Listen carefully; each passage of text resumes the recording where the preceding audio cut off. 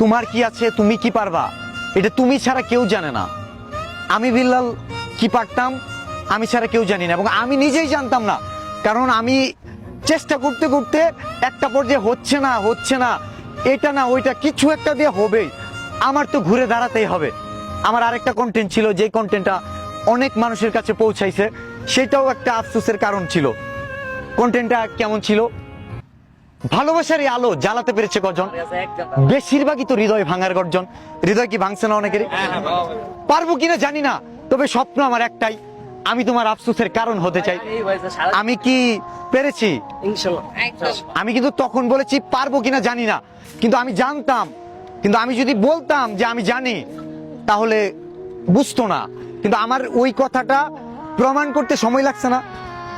So আপনি কি করবেন, কি পারবেন, সেটার জন্য সময় দিতে হবে, চেষ্টা করতে হবে।